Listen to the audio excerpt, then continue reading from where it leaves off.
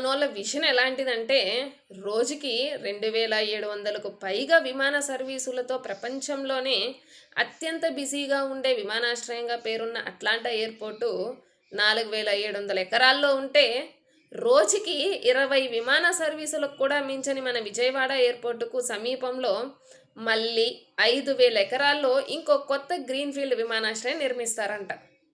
మనకు అమరావతి రాజధానిగా ఏర్పడి దాదాపు 12 ఏళ్ళు దాటుతాంది. ఇంతవరకు విజయవాడకు డైరెక్ట్గా ఒక్క సింగిల్ ఇంటర్నేషనల్ ఫ్లైట్ కూడా లేదు. ఎప్పుడో వారానికి ఒక ట్రిప్ తిరిగే షార్జా ఫ్లైట్ తప్ప. ఇప్పటికీ సంవత్సరానికి 1 మిలియన్ ప్యాసింజర్ సామర్థ్యం కూడా దాటలేదు.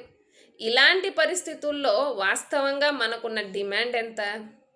మొదటి దానికే మొగుడు లేదంటే కడదానికి కళ్యాణం అన్నట్లు ఒకవైపు విజయవాడ విమానాశ్రయం అందుబాటులో ఉండగా దాన్నే పూర్తి సామర్థ్యంతో నడపలేక ఖాళీగా ఉంచుకొని మళ్ళీ దాని పక్కనే 5000 ఎకరాల్లో ఇంకో కొత్త విమానాశ్రయం అంటే అసలు ఆ ప్రాజెక్టుకి ఫీజిబిలిటీ ఉందా?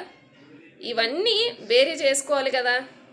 మీ అదృష్టం ఏంటంటే వాస్తవాలతో పని లేకుండా మీరు ఏది చెప్పినా విజన్ పేరుతో భజన చేసే మేధావి వర్గం సొంత మీడియా చేతిలో ఉంది కాబట్టి జరిగిపోతుంది. కానీ మీ ఫార్ములా 1 డ్రీమ్సు, మీ ఒలింపిక్స్ రేంజ్ మాటలు, మీ బూర్జ్ ఖలీఫా ఫ్యాంటసీల సంగతి కాసేపు పక్కన పెడితే ఇక్కడ మనం ఖర్చు పెట్టే ప్రతి రూపాయి, ప్రతి పైసా రాష్ట్ర ప్రజలందరిది కదా.